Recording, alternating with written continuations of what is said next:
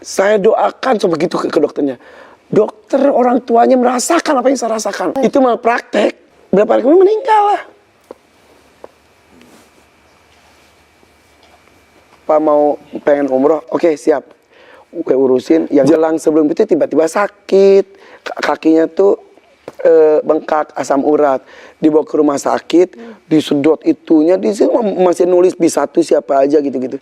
Tiba-tiba pendarahan di lambungnya katanya karena pas buang BAB itu hitam.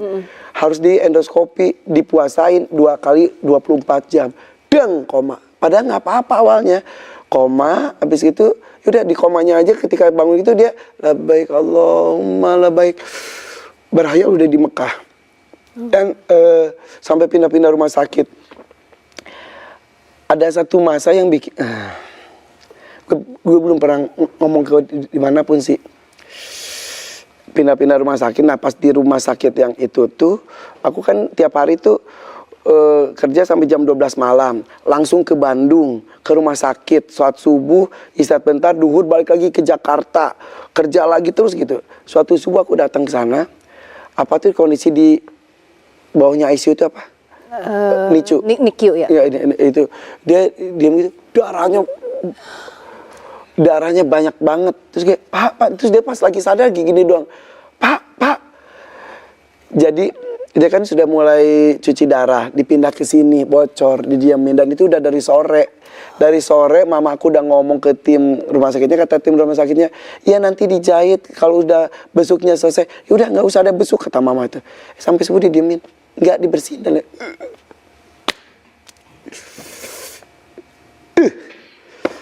gue sampai gini. Saya doakan coba gitu ke dokternya. Dokter orang tuanya merasakan apa yang saya rasakan. Terus itu akhirnya, itu malah praktek. nih, terus akhirnya gimana? Berapa hari kemudian meninggal lah.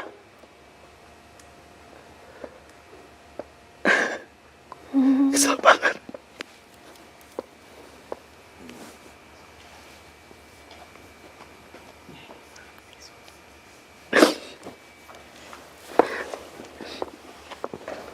Sempet Kalau dan aku videoin, kok video itu aku posting viral, rumah sakit itu bakal tutup.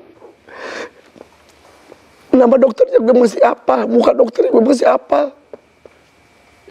Sampai kok gini, saya titipkan bapak saya di sini.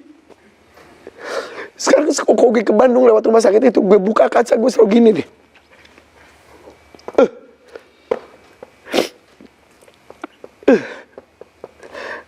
Andai gue bisa bersuara, andai gue bisa sebarkan tuh video.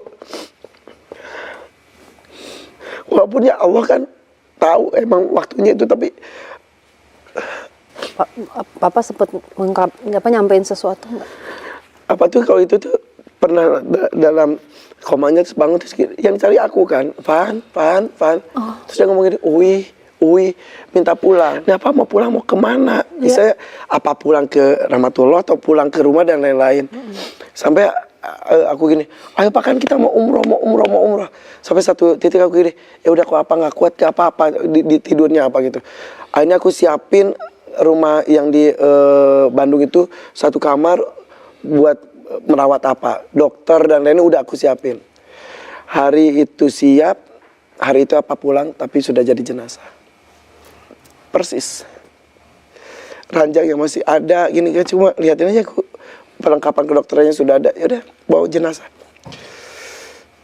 Sakit hati banget, tapi ya udahlah, ya udah gak boleh disesali sih dan gak boleh saling salah-salahan, tapi emang sebenarnya takdir juga, cuman pasti gemes lah ya.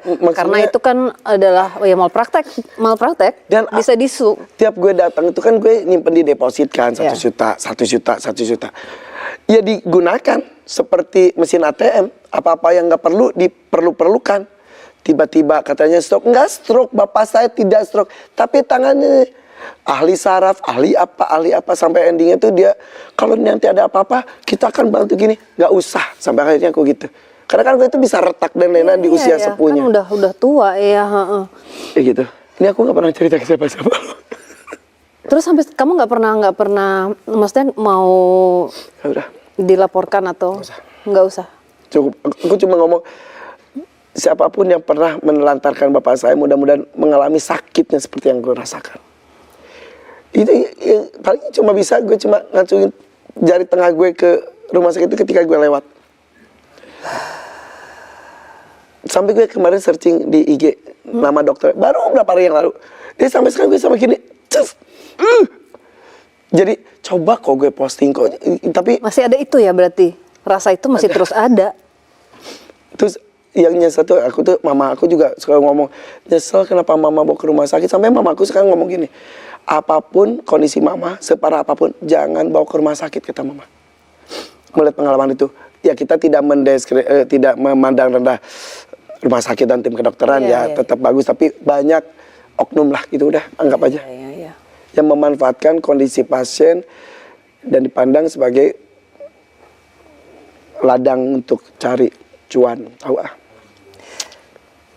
Tapi kalau misalnya bisa mengungkapkan gitu rasa, kamu pernah nggak nulis sesuatu buat papa? Kan tadi kamu kan suka nulis. Pernah nggak mengungkapkan perasaannya melalui tulisan? Paling ngomong, aku kalau lagi ingat ngomong. Misal lagi di mobil, kalau lagi nyetir sendiri suka ngomong, Pak maaf ya Pak ya. Gue cuma minta maaf, tidak mendengarkan dan tidak mewujudkan permintaan apa hanya untuk pulang. Itu sangat simpel, karena ketika pindah rumah sakit kan kita pakai ambulan. Apa tuh yang beneran excited, disangkanya mau pulang padahal pindah rumah sakit, pindah ke rumah sakit yang di situ ituin. Dia pas turun tuh dia gini, terus baru dia, lah kok rumah sakit lagi gitu. Padahal cuma pengen pulang tok. Nyesal aja. Ya di sisi lain kan kita pengen ngasih yang terbaik, tapi kan yang terbaik dari kita tuh entah seperti apa gitu. Tapi kan kamu udah berusaha semaksimal mungkin, kamu udah menyiapkan semuanya, berusaha. Ya iyalah, kamu pokoknya udah kita kan bisa berencana sebaik mungkin, tapi kan kita nggak pernah tahu, kita nggak bisa kita tidak punya kuasa atas apa yang akan terjadi gitu. Karena ini orang-orang di luar kita kan. Intinya sih ya kita gak usah panik ketika orang yang kita cintai di kondisi sakit dan lain itu, harus ada berpikir jernih. Tindakan yang mana yang tepat, tindakan mana yang dibuat-buat, tindakan mana yang nggak perlu. Tapi kan kita kadang-kadang, oke, lakukan yang terbaik berapapun gitu kan. Gitu. Iyalah maunya yang terbaik gitu, maksudnya kan pikirannya kan seperti itu gitu ya. Ini bisa jadi nggak sih, kayak aku udah tadi kan ngobrol sama kamu ya, kamu emang kayaknya nggak akan pernah bisa diem gitu ya. Kamu pernah nggak sih punya waktu hening gitu untuk dirimu gitu? Ya paling pas lagi sholat malam gitu-gitu. Tapi sebetulnya ya, gue itu kadang-kadang